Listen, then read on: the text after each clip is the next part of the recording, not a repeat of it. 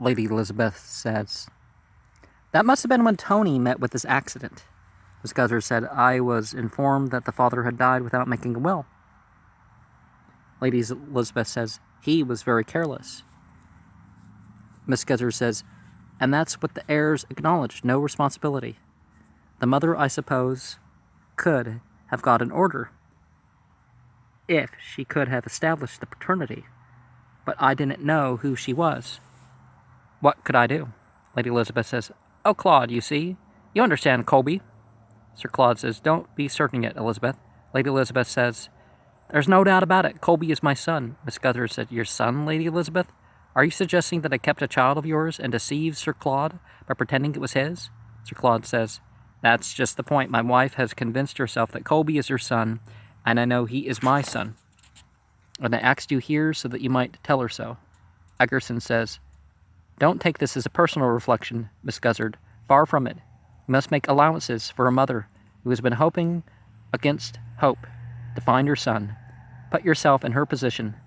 If you had lost your son in a similar way, wouldn't you grasp at any straw that offered hope of finding him?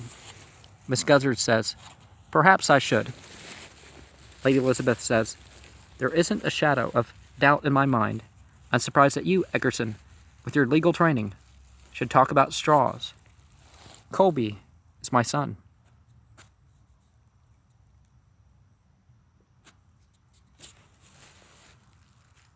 Miss Guzzard says, in the circumstances, I ignore that remark. Egerton says, may I pour a drop of oil on these troubled waters? Let us approach the question from another angle and ask Miss Guzzard what became of the child she took in, which may have been Lady Elizabeth's. Sir Claude says, that's a very sensible suggestion, Egerton. A breath of sanity. Thank you for that. Miss Guzzard says, we parted with it. A dear boy. I was happy to have him while the payments were made. But we could not afford to adopt the child or continue to keep him when the payments ended. How did you dispose of him? Miss Guzzard says, we had neighbors who were childless and eager to adopt a child. They had taken a fancy to him, so they adopted him. When they left Teddington, and when he lost sight of them, Egerton says, but you know their name? Miss Guzzard says, yes, I know their name. Like mine, a somewhat unusual one. Perhaps it might be possible to trace them. The name was Kagan. Sir Claude says, their name was Kagan. Miss Guzzard says, Kaghan. An odd name. They were excellent people. Nonconformists. It's amazing how almost impossible to just be an actual nonconformist, but Egerton says, and the child? I suppose he had a Christian name? Miss Guzzard says, there was nothing to show that the child had been baptized. When it came to us, but we could not be sure. My husband was particular in such matters, so we had given conditional baptism. Egerton says, what name did you give him? Miss Guzzard says, we named the child Barnabas. Lady Elizabeth says, Barnabas? There's never been such a name in my family, or I am sure in his father's. But how did he come to be called Colby? Sir Claude says, but Elizabeth isn't Colby. Don't you see who it is? Miss Guzzard says, my husband chose the name. We'd been married in the church of St. Barnabas. Colby says, Barnabas Kagan. Is he the little cousin who died? Don't you remember, Aunt Sarah, my finding a rattle and a jingle bell? And you're telling me I had a little cousin who had died. Miss Guzzard says, yes, Colby. That is what I told you. Lady Elizabeth says, so my child is living. I was sure of that. But I believe that Colby is Barnabas. Sir Claude says, no, Elizabeth, Barnabas is Barnabas. I must explain this, Miss Guzzard. I have a very promising young colleague. In fact, the young man who showed you upstairs, whose name is Barnabas Kagan. Lady Elizabeth says, Barnabas? Sir Claude says, yes, Elizabeth. He sometimes has to sign his full name, but he doesn't like the name for some reason, so we call him Barnabas. So we call him B. Now, Barnabas is one of the characters that made their way into the Jesus story, so Probably something to do with that, right? Miss Guzzard says, a very good name. He ought to be proud of it. Well, live up to it. Not necessarily be... You don't have to be proud of anything like that, but, Lady Elizabeth says, how old is this Barnabas? Sir Claude says, about 28, I think. Miss Guzzard says, he should be 28. Lady Elizabeth says, then I must be out in my calculations. Sir Claude says, that wouldn't surprise me. Lady Elizabeth says, what? Yes, what year was it? I'm getting so confused. Well, with Colby being Barnabas, I mean, not Barnabas, and Mr. Cagon being Barnabas, I suppose. I'll get used to it. Colby says, but he's waiting downstairs. Isn't this the moment for me to bring him up? And Lucasta. Egerton says, what an excellent suggestion, Mr. Simpkins. Egerton says, and now if you agree, Lady Elizabeth, we can ask Mr. Cagon about his parents, and if Mr. and Mrs. Cagon are still living. Miss Guzzards should be able to identify him. Lady Elizabeth said, and will that prove that Mr. Cagon, this Mr. Cagon, is my son? Egerton says, it creates an inherent probability, if that's the right expression. Sir Claude says, I believe, Elizabeth, that you have found your son. Egerton says, subject to confirmation. Lady Elizabeth says, and to my being able to adjust myself to it. Colby re-enters with Cagon and Lucasta. Colby says, I've told them to be prepared for surprise. Lady Elizabeth says, Barnabas? Is your name Barnabas? Cagon says, why, yes, it is. Did you tell her, Sir Claude? Sir Claude says, no, B. It was Miss Guzzard who revealed it. This was Barnabas Cagon. Miss Guzzard and my daughter Lucasta. Cagon says, but how did Mrs. Guzzard know my name? Miss Guzzard says, were Mr. and Mrs. Alfred Cagon your parents? Cagon said, yes, they are my adoptive parents. Miss Guzzard says, and did they at one time live in Teddington? Cagon says, I believe they did. But why are you interested? Miss Guzzard says, Lady Elizabeth, I believe that this is your son. If so, I am cleared from your unjust suspicion. Egerton says, Mr. Cagon, are your adoptive parents living? Cagon says, in Kent. They wanted to retire to the country, so I found them a little place near Sevenoaks, where they kept bees. But why are you asking? Lady Elizabeth says, because, Barnabas, it seems you are my son. Egerton says, you will wish to obtain confirmation of this interesting discovery, Mr. Cagon, by putting your adoptive parents in touch with Mrs. Guzzard. It is for them to confirm that they took you as a child from Miss Guzzard, to whom, it seems, you had been first entrusted. Cagon says, I really don't know what emotions to register, Lucasta says. You don't need to talk that language any longer. Just say you're embarrassed. Cagon says, well, I am embarrassed. If Lady Elizabeth is my mother. Lady Elizabeth says, there's no doubt about it. Whatever. Barnabas, I am your mother. Cagon says, but who was my father? Lady Elizabeth says, he died very suddenly of a fatal accident when you were very young. That is why you were adopted. Cagon says, but what did he do? Was he a financier? Lady Elizabeth says, he was not good at figures. Your business ability comes, I suppose, from my side of the family. But he was in a very good regiment, for a time at least. And abilities, a lot of them are far more, training, teaching than something you're just born into.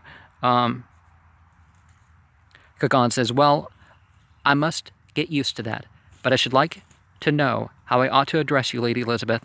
I've always been accustomed to regard Mrs. Cagon as my mother. Lady Elizabeth says, then in order to avoid any danger of confusion, you may address me as Aunt Elizabeth.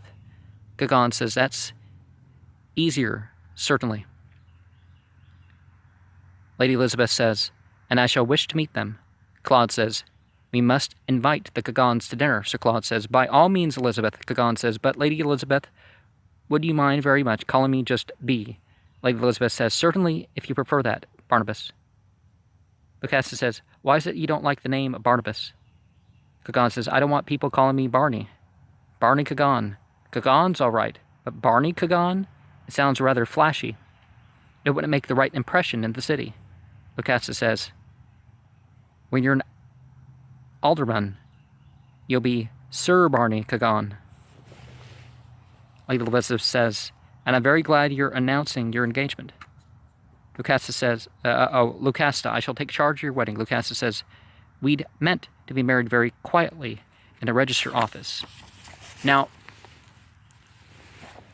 I personally don't side with this civil union stuff. Doesn't have to be large, expensive, but more of a religious ceremony than some clerk showing up and signing papers. I agree that you're married. It kind of takes the whole term out of it, doesn't it? Lady Elizabeth says, you must have a church wedding. Miss Guzzard says, I'm glad to hear you say so, Lady Elizabeth. But are you satisfied? Lady Elizabeth says, satisfied about what?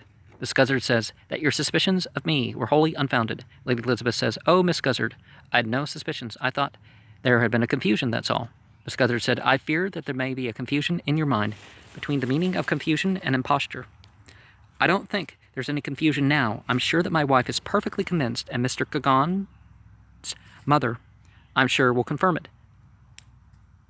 Miss Guzzard said, that is as much to my interest as anyone's. But will your wife be satisfied when she has the evidence that the Cagons will supply to recognize Barnabas Cagon as her son? Turning towards Lady Elizabeth, continuing, are you contented to have him as your son? Sir Claude says, that seems a strange question, Miss Guzzard. Miss Guzzard says, I have been asked here to answer strange questions, and now it is my turn to ask them. I should like to gratify everyone's wishes. Lady Elizabeth says, oh, of course, yes, I'm sure. I shall be very happy. Miss Guzzard says, you wished for your son, and now you have your son. We, all of us, have to adapt ourselves to the wish that is granted. That can be a painful process, as I know, and you, Barnabas Cagon, are you satisfied to find yourself the son of a Lady Elizabeth Mulhammer? Cagon says, it's very much better than being a foundling, if I can live up to it. And yes, of course, if I can make it right with my parents. I am fond of them, you know. That's why it's important to refer to them as guardians and call them by their names, or brothers in faith, if you know them. Lady Elizabeth says, and I shall see that Barnabas Cagon be, if you don't mind, Aunt Elizabeth. Lady Elizabeth says, be, and I'm sure we shall become great friends. Egerton says, I'm sure we all wish for nothing better. Miss Guzzard says, wishes, when realized, sometimes turn against those who have made them. To Lady Elizabeth, and Cagon says, not, I think, with you.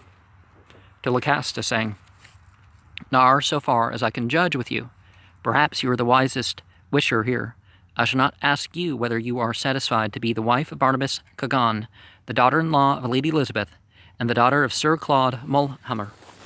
Sir Claude says, that is my concern, that she shall be satisfied to be my daughter. Miss Guzzard says, now, Colby, I must ask you now, what have you had your wish? Sir Claude says, Colby only wanted to be sure of the truth. That is a very strange question, Aunt Sarah, to which I can only give a strange answer. Sir Claude is right. I wish to know the truth. What is it? Doesn't matter. All I wanted was relief from the nagging annoyance of knowing there's a fact that one doesn't know. But the fact itself is unimportant once one knows it. Miss Guzzard says, you had no preference between a father and a mother? Colby says, I've never had a father or a mother. It's different for B. He's had his foster parents, so he can afford another relationship. Let my mother rest in peace. As for a father, I have the idea of a father. It's only just come to me that I should like a father whom I have never known and couldn't know now, because he would have died before I was born, or before I could remember, whom I could get to know only by report, by documents, the story of his life, of his success or failure, perhaps his failure more than his success, by objects that belonged to him, and faded photographs in which I should try to decipher a likeness, whose image I could create in my own mind, to live with that image, an ordinary man, whose life I could in some way perpetuate, by being the person he would have liked to be, and by doing the things he had wanted to do. Miss Guzzard says, whose son would you wish to be, Colby? Sir Claude's, or the son of some other man, obscure and silent, a dead man, Colby?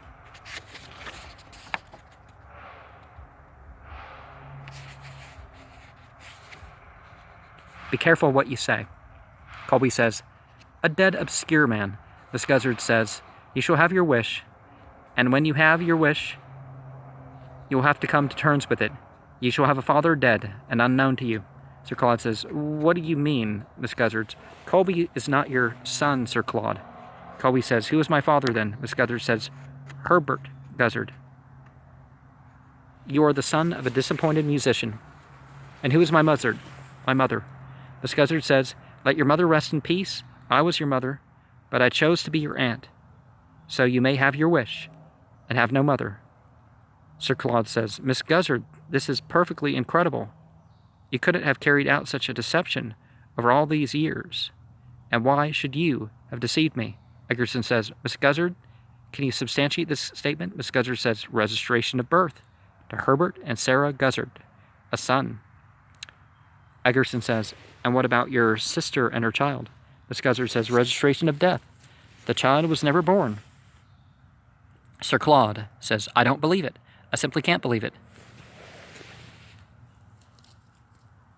Miss Guzzard says, you were inventing this fiction in response to what Colby said he wanted. Egerton says, I'll examine the records myself, Sir Claude.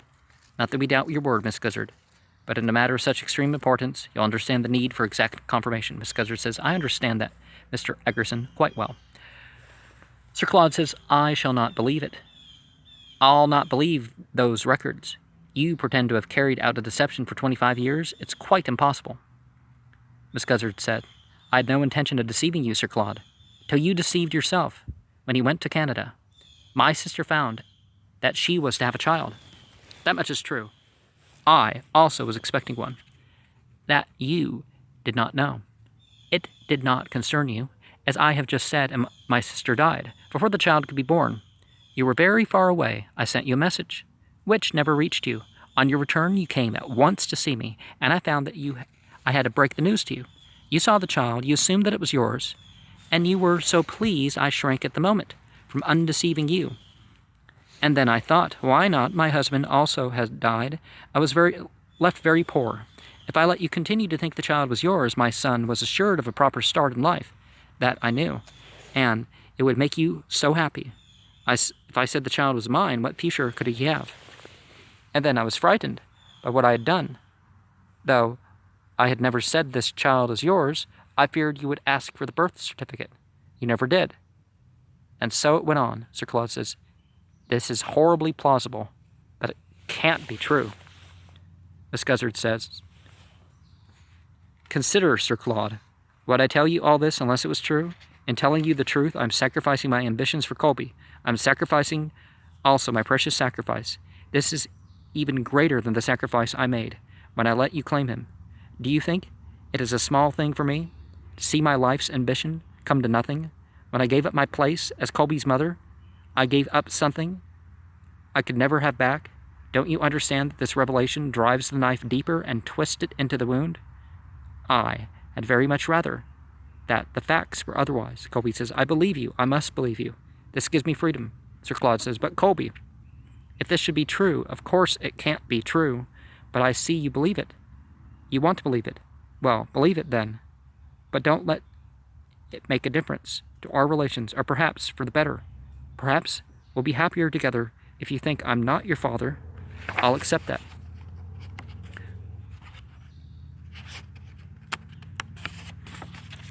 If you will stay with me, it shall make no difference to my plans for your future. Colby says, thank you, Sir Claude.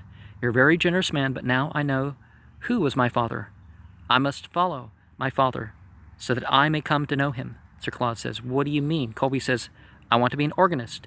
It doesn't matter about success. I aimed too high before, beyond my capacity.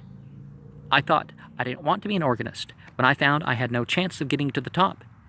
That is, to become the organist of a cathedral. But my father was an unsuccessful organist. Miss Guzzard says, you should say, Colby, not very successful. Colby says, and I wish to follow my father. Sir Claude says, but Colby, don't you remember a talk we had so very long ago when we shared our ambitions and shared our disappointment and described your feelings on beginning to learn the ways of business? The exhilaration of finding you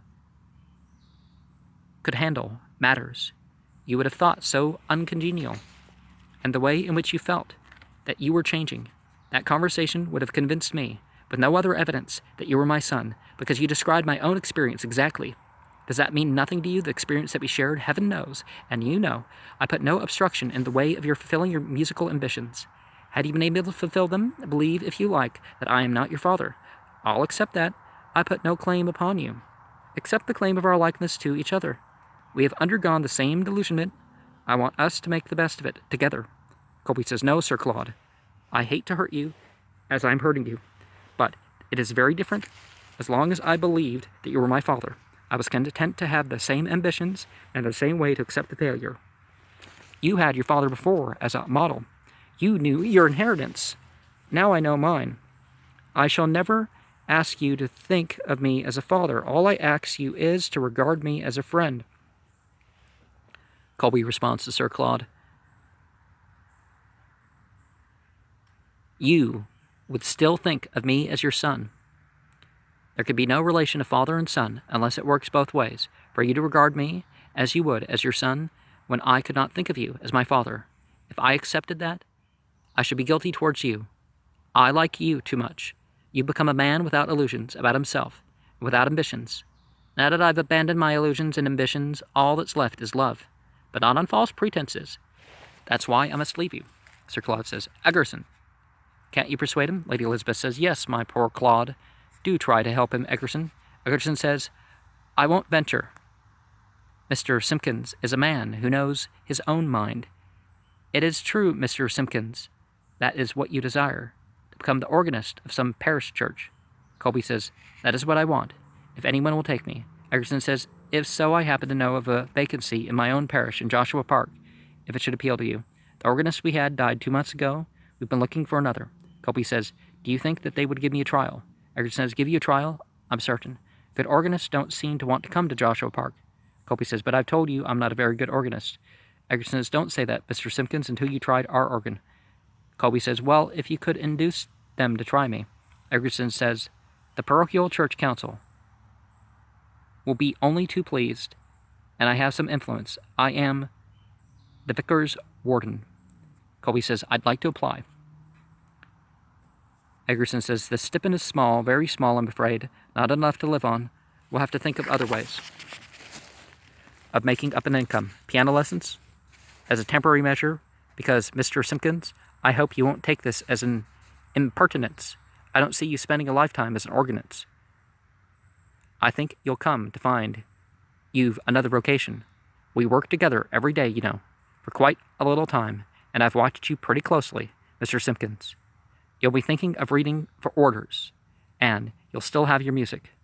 Why, Mr. Simpkins, Joshua Park may be only a stepping stone to a precentorship and a canonry. Colby says, we'll cross that bridge when we come to it, Eggers. Oh, I'm sorry. Egerson says, oh, don't be sorry. I'm delighted. And by the way, a practical point. If you took the position, you'd want to find your feet in Joshua Park before you settled on a lodging. On lodgings, we have a spare room. You should be most happy if you cared to stop with us until you were settled. Colby says, I'd be very glad indeed if Mrs. Egerson approved. Egerson said, there'll be no one so pleased as Mrs. E. Of that I can assure you. Miss Guzzard said, Mr. Egerson, I cannot see eye to eye with you, having been myself the wife of an organist, but you too, I think, have had a wish realized. I believe that this interview can now be terminated. If you will excuse me, Sir Claude. Sir Claude says, excuse you, yes. Miss Guzzard says, I shall return to Teddington. Colby, will you get me a taxi to go to Waterloo? Colby says, get you a taxi? Yes, Aunt Sarah. But I should see you home. Miss Guzzard says, home? Only to a taxi. Do you mind if I take my leave, Sir Claude? I'm no longer needed here. And Colby exits. Sir Claude says, mind? What do I mind? Miss Guzzard says, then I will say goodbye. You have all had your wish, in one form or another. You and I, Sir Claude, had our wishes 25 years ago, but we failed to observe, when we had our wishes, that there was a time limit clause in the contract. Sir Claude says, what's that? Oh, goodbye, Miss Guzzard. And Miss Guzzard exits. Sir Claude says, what's happened? Have they gone? Is Colby coming back? Lady Elizabeth says, my poor Claude. Lucasta crosses to Sir Claude and kneels beside him. Gauguin says, you know, Claude, I think we've made the same mistake. All except Eggers. Eggerson says, me, Mr. Gauguin? Gauguin says, we wanted Colby to be something he wasn't. Lady Elizabeth says, I suppose that's true of you and me, Claude, between not knowing what other people want of one and not knowing what one should ask of other people. One does make mistakes, but I mean to do better. Claude, we've got to try to understand our children, Gauguin says, and we should like to understand you. I mean, I'm including both of you, Claude and Aunt Elizabeth. You know, Claude, both Lucasta and I would like to mean something to you, if you'd let us, and we'd take the responsibility of meaning it. Lucasta puts her arms around Sir Claude, and Sir Claude says, don't leave me, Lucasta. Eggerson, do you really believe her? And Eggerson nods. And, yeah, we can't really necessarily be what other people want us to be. Or we shouldn't have people be, our way instead of theirs. Perhaps there's some principles we want to pass on, but the material and psychological way that they inflect those principles is going to be all their own.